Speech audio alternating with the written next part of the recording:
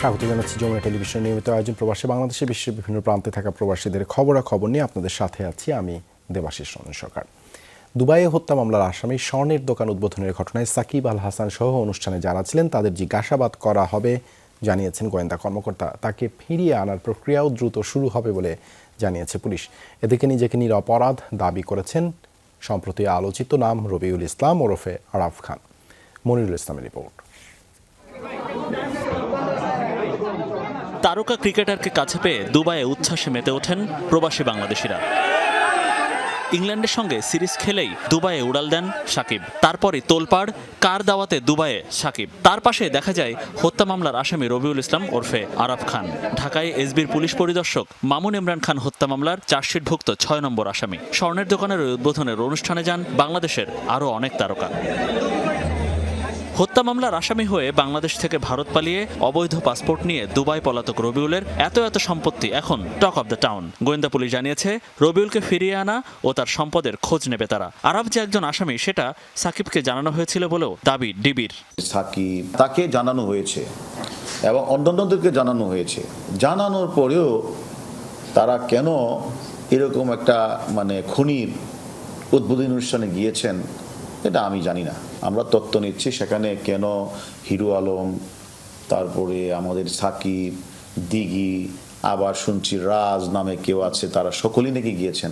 তদন্তের স্বার্থে যদি আমরা প্রয়োজন মনে করি তাহলে জিজ্ঞাসাবাদ করি। দুদিন ধরে আলোচনা সমালোচনার পর নিজের ফেসবুক প্রোফাইলে মুখ খুলেছেন পলাতক রবিউল ওরফে আরাব।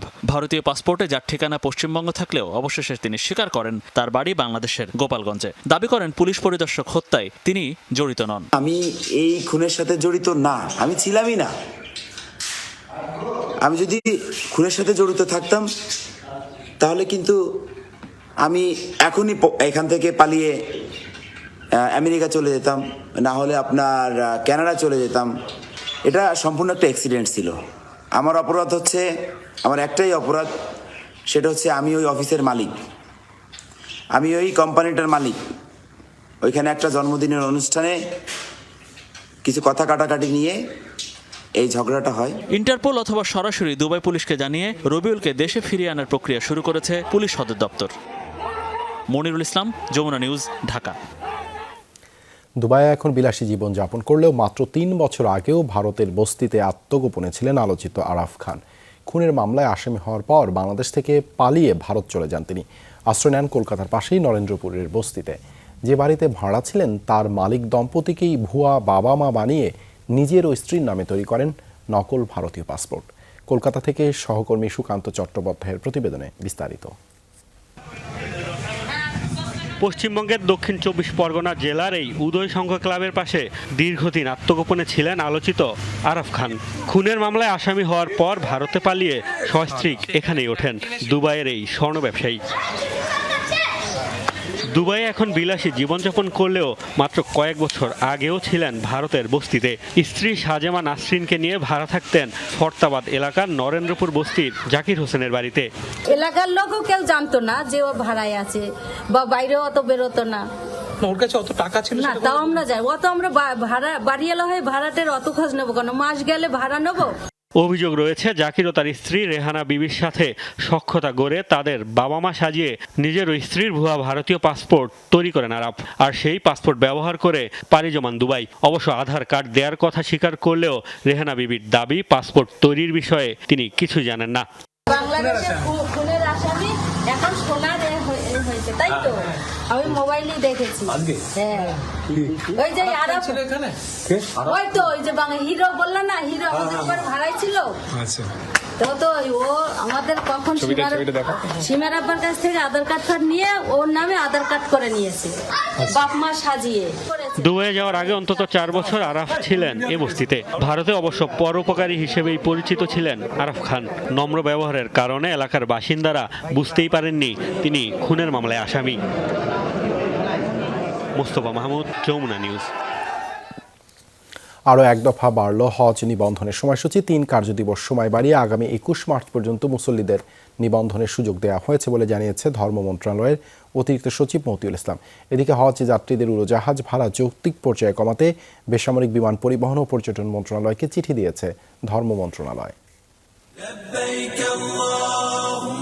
কোটা অনুযায়ী এবছর সরকারি বেসরকারি মিলিয়ে 1,27,198 জনের জন্য হজের অনুমোদন দিয়েছে সৌদি কর্তৃপক্ষ। তবে 3 দফা সময় বাড়ালেও পূরণ হয়নি নিবন্ধনের কোটা। এই অবস্থায় শেষ দিনে বৃহস্পতিবার রাতে আরো 1 দফা সময় বাড়িয়ে 21 মার্চ পর্যন্ত আবারও নিবন্ধনের সুযোগ দিল ধর্ম মন্ত্রণালয়। 21 তারিখ পর্যন্ত বাড়ানো হচ্ছে, যেহেতু অনেকেই ভাউচার করে আছেন, টাকা জমা দিয়ে সারতে পারেনি।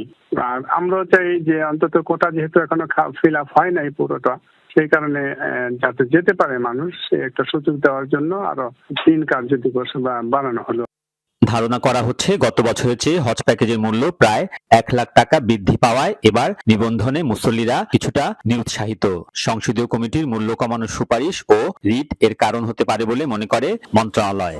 হজ ব্যবস্থাপনা সংক্রান্ত নির্বাহী কমিটি আছে, সেই কমিটিতে হজ প্যাকেজটি অনুমোদিত হয়েছে। ফলে হজ প্যাকেজ আসলে সংশোধন হওয়ার বিষয়টি আমাদের পর্যায়ে নিষ্পত্তির যোগ্য না, বা এই বিষয়ে আমাদের কোনো আলোচনাও নেই, বা এখন হজ প্যাকেজ সংশোধনের কোনো কথা আমাদের মধ্যে নেই। মন্ত্রণালয় জানিয়েছে এবার হজ প্যাকেজের মূল্য বৃদ্ধির কারণ ডলারের দাম, বাড়ি ভাড়া সহ বিভিন্ন খাতের ফি বৃদ্ধি। এক্ষেত্রে ভারত ও পাকিস্তানের প্যাকেজের সাথে বাংলাদেশের তুলনা করা ঠিক হবে না। আলমগীর স্বপন, যমুনা নিউজ, ঢাকা। উজানে খাল খনন করে তিস্তা নদীর পানি সরিয়ে নিচ্ছে পশ্চিমবঙ্গ। ভারতে প্রকাশিত এমন খবরের সত্যতা যাচাই করবে পররাষ্ট্র মন্ত্রণালয়। প্রয়োজনীয় সমস্যার সমাধানে আলোচনা ও দিল্লিকে চিঠি দেবে ঢাকা, জানিয়েছেন পানি সম্পদ প্রতিমন্ত্রী। সাপ্তাহিক ব্রিফিংয়ে পররাষ্ট্র মন্ত্রণালয়ের জনকূটনীতি অনুবিভাগের মহাপরিচালক জানান, সফররত মিয়ানমার প্রতিনিধি দল যাচাই বাছাইয়ের কাজ করছে। সুবিধামতো সময়ে শুরু হবে প্রত্যাবাসন। ভারতের দার্জিলিং এলাকায় 3টি জলবিদ্যুৎ প্রকল্প স্থাপনের নীতিগত সিদ্ধান্ত নিয়েছে পশ্চিমবঙ্গ সরকার। এর মধ্যে 2টি প্রকল্প শুষ্ক মৌসুমে তিস্তা নদীতে পানি প্রবাহ কমিয়ে দেবে বলে আশঙ্কা করা হচ্ছে, আর তাতে আরও বেশি সংকটে পড়তে পারে ঢাকা। ভারতীয় ইংরেজি দৈনিক দ্য টেলিগ্রাফের এক প্রতিবেদনে এমন আভাস দেয়া হয়েছে। এ নিয়ে জানতে চাওয়া হয় পররাষ্ট্র মন্ত্রণালয়ের নিয়মিত ব্রিফিংয়ে। জনকূটনীতি অনুবিভাগের মহাপরিচালক বলেন, তিস্তা নদী থেকে পানি সরানো সংক্রান্ত তথ্য ভারতের সংশ্লিষ্ট পক্ষের থেকে যাচাইয়ের পর সিদ্ধান্ত নেবে ঢাকা। আর বিস্তারিত জানতে ভারত সরকারকে চিঠি দেবে বাংলাদেশ বলে জানিয়েছেন পানি সম্পদ প্রতিমন্ত্রী। এবং এই খাল খননের বিষয়টি অবহিত হওয়ার পরে পররাষ্ট্র মন্ত্রণালয় বাংলাদেশের সংশ্লিষ্ট সকল কর্তৃপক্ষ, বিশেষত পানি সম্পদ মন্ত্রণালয়, যৌথ নদী কমিশনের সাথে নিয়মিত যোগাযোগ এবং প্রয়োজনীয় আলোচনা করছে। এ ব্যাপারে আমরা সতর্কভাবে পরিস্থিতি পর্যালোচনা করছি এবং খবরটির সত্যতা যাচাই করছি। নিউজটা কতখানি এটা আমরা তো নির্ভরশীল আমরা জানি না, তো আমরা এই জন্য কোনো কমেন্ট পাস করবো না। আমরা বলতে চাচ্ছি যে আমরা একটা চিঠি তাদেরকে আমরা দিচ্ছি, সেই চিঠিটা উত্তর আসলে পরে আমরা বুঝতে পারবো যে সত্যি তারা ডাইভার্ট করতেছে কি করতেছে। এদিকে কক্সবাজারে আশ্রয় শিবিরে রোহিঙ্গাদের যাচাই বাছাইয়ের কাজ করছে বাংলাদেশ সফররত 17 সদস্যের মিয়ানমার প্রতিনিধি দল। সুবিধামতো সময়ে প্রত্যাবাসন শুরুর বিষয়ে আশাবাদী বাংলাদেশ। প্রথম পর্যায়ে আনুমানিক 450 জনের সাক্ষাৎকার গ্রহণ করবে বলে তারা জানিয়েছে। এর ফলে পরবর্তীতে সুবিধাজনক পরিস্থিতিতে রোহিঙ্গাদের স্বেচ্ছায় টেকসই প্রত্যাবাসন করা যাবে বলে আমরা আশা করি। আগামী 22 থেকে 24 মার্চ নিউ ইয়র্কে জাতিসংঘের সদর দপ্তরে প্রথমবারের মতো পানি সংক্রান্ত জাতিসংঘ সম্মেলনে যোগ দেবেন পররাষ্ট্রমন্ত্রী এবং পানি সম্পদ প্রতিমন্ত্রী সহ একটি উচ্চ পর্যায়ের প্রতিনিধি দল। রাষ্ট্র হিসেবে আমন্ত্রণ জানিয়েছে। আহমেদ রেজা, যমুনা নিউজ, ঢাকা। বাহরাইনে নাগরিক সংবর্ধনার আয়োজন করেছে বাহরাইনস্থ ব্রাহ্মণবাড়িয়া প্রবাসী বাংলাদেশি। ব্রাহ্মণবাড়িয়া সংরক্ষিত সংসদ সদস্য ও ভূমি মন্ত্রণালয় সম্পর্কিত সংসদীয় স্থায়ী কমিটির সদস্য উম্মে ফাতেমা নাজমা বেগম শিউলি আজাদের বাহরাইনে আগমন উপলক্ষে হয় এই আয়োজন।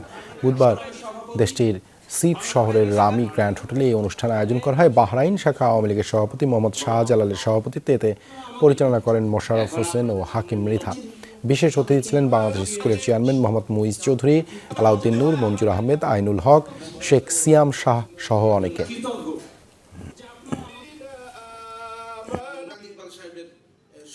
জনাব শিউলি আজাদ সাহেব, আজ আমরা বাহরাইনস্থ ব্রাহ্মণবাড়িয়াবাসী ওনাকে সম্বর্ধনা দিতে পেরে আমরা অনেক আনন্দিত এবং গর্বিত। আজকে এই বাহরাইনে এসেছি, সবাইকে মানে আমার কর্মব্যস্ত ভাইরা সকলকে দেখতে পেরেছি এবং আমি মাননীয় প্রধানমন্ত্রী জননেত্রী শেখ হাসিনাকে ধন্যবাদ জানাই।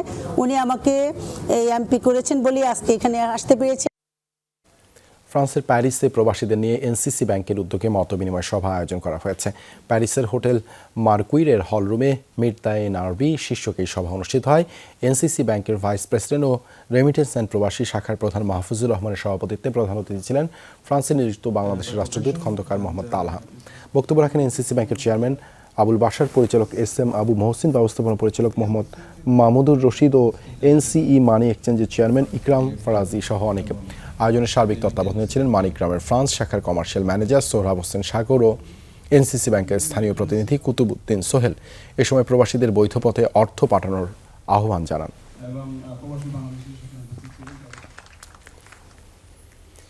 যুক্তরাজ্যে বালাগঞ্জ ওসমানী নগর গরিব কল্যাণ ট্রাস্টের উদ্যোগে দোয়া মাহফিল আয়োজন করা হয়েছে। ক্যান্সারে আক্রান্ত সংগঠনের ট্রাস্টি শেবুল চৌধুরীর রোগমুক্তি কামনায় হয় এই আয়োজন। বুধবার বার্মিংহামের আলমর্কের গাউসিয়া মাদ্রাসা অ্যান্ড মসজিদে এই দোয়া অনুষ্ঠিত হয়। সংগঠনের সদস্যরা ছাড়াও এতে অংশ নেন প্রবাসী বাংলাদেশি। দোয়া পরিচালনা করেন মসজিদের খতিব মাওলানা আতিকুর রহমান। উপস্থিত ছিলেন বালাগঞ্জ ওসমানী নগর গরিব কল্যাণ ট্রাস্টের প্রতিষ্ঠাতা সভাপতি আনহার আলী, বর্তমান সভাপতি আব্দুল ওয়াদুদ, ট্রাস্টি সদস্য সাজ্জাদ মিয়া, মানিক মিয়া সহ অনেকে। ভয়াবহ ভূমিকম্পের পর এবার বন্যায় বিপর্যস্ত তুরস্ক দক্ষিণ পূর্বাঞ্চলীয় 2 প্রদেশে কমপক্ষে 14 জনের মৃত্যু হয়েছে। বুধবার এই তথ্য জানিয়েছে দেশটির রাষ্ট্রীয় সংবাদ মাধ্যম আনাদলু। সানলিউরফা ও আদিয়ামান প্রদেশে তলিয়েছে রাস্তাঘাট। অনেক এলাকায় বাড়িঘরেও ঢুকে পড়েছে পানিবন্দী লাখো মানুষ। ঝুঁকিপূর্ণ এলাকায় চলছে জরুরি বিভাগের উদ্ধার তৎপরতা। আবহাওয়া বিভাগ জানিয়েছে 24 ঘন্টার প্রতি বর্গমিটারে 100 মিলিমিটারের বেশি বৃষ্টিপাত রেকর্ড হয়েছে সেখানে। বন্যা কবলিত 2 প্রদেশে প্রায় 2,70,00,000 মানুষের আবাস। গত মাসে প্রলয়ঙ্কারী ভূমিকম্পে অঞ্চলটিতে ঘরবাড়ি হারিয়েছে হাজার হাজার মানুষ। অনেকেই বাস করছে তাঁবু বা প্লাস্টিকের আচ্ছাদনের নিচে। এর মধ্যে নতুন দুর্যোগে বিপন্ন তাদের জীবন। ঐতিহ্যবাহী বাদ্যযন্ত্র উদের প্রদর্শনী ঘিরে জমজমাট আয়োজন চলছে সৌদি আরবে। 3 দিনের আয়োজনে অংশ নিচ্ছেন দেশটির হাজারো নবীন প্রবীণ। যোগ দিয়েছেন বহু বিদেশি পর্যটকও। মূলত আরবের সুপ্রাচীন ঐতিহ্য সংস্কৃতি রক্ষায় করা হয়েছে এই প্রদর্শনীর আয়োজন, যা নিয়ে উচ্ছ্বসিত দেশটির সাধারণ মানুষ। ঐতিহ্যবাহী বাদ্যযন্ত্র উদের প্রদর্শনী ঘিরে সৌদি আরবে সঙ্গীত প্রেমীদের এই মিলন মেলা। দেখে শুনে পরখ করে বেছে নিচ্ছেন পছন্দের বাদ্যযন্ত্রটি।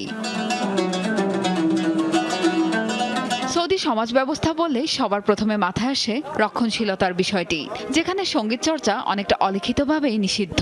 তবে ক্রাউন প্রিন্স মোহাম্মদ বিন সালমানের নানা উদ্যোগে ধীরে ধীরে বিধিনিষেধ কাটিয়ে উঠছে দেশটি, যে কারণে আবারও ফিরে এসেছে উদ, খ্রিস্টপূর্ব 6ষ্ঠ শতকে যেটি ছিল আরবের প্রধান বাদ্যযন্ত্র। এমন আয়োজনে শিল্পের প্রতি মানুষের আগ্রহ আরও বাড়ছে। আগে উদ বাদ্যযন্ত্রটি প্রত্যন্ত এলাকায় তৈরি হতো, এখন আমরা শহর থেকেই দেখে শুনে পছন্দ মতো বাদ্যযন্ত্রটি নিতে পারছি। সৌদি আরবের এত সুন্দর ও সমৃদ্ধ শিল্প রয়েছে তা জানা ছিল না। সবচেয়ে অবাক করা বিষয় হলো নবীন প্রবীণ অনেক উদ প্রেমীরা আসছেন। আশা করি এমন আয়োজন ভবিষ্যতে অব্যাহত থাকবে। সৌদি আরবের এই আয়োজনে নবীনদের সাথে প্রবীণদের অংশগ্রহণ ছিল চোখে পড়ার মতো। যোগ দেন হাজারো বিদেশি দর্শনার্থীও, জানিয়ে সন্তুষ্ট আয়োজকরা। উৎপ্রেমীর একটি ভালো বাদ্যযন্ত্র কিনতে সবচেয়ে বেশি ঝামেলায় পড়েন। এই প্রদর্শনী ঝামেলা অনেকখানি কমিয়ে দিয়েছে। এবারের আয়োজনের সবচেয়ে আকর্ষণীয় দিক হলো অনেক তরুণরা আসছেন এবং উদ কিনছেন। প্রদর্শনীতে অংশ নেয়া উদের দাম সর্বনিম্ন $2,500, টাকার অঙ্কে যা 2.5 লাখের বেশি। প্রিয়াঙ্কা চক্রবর্তী, যমুনা নিউজ। এই ছিল প্রবাসী বাংলাদেশে এতক্ষণ সাথে থাকার জন্য ধন্যবাদ সবাইকে।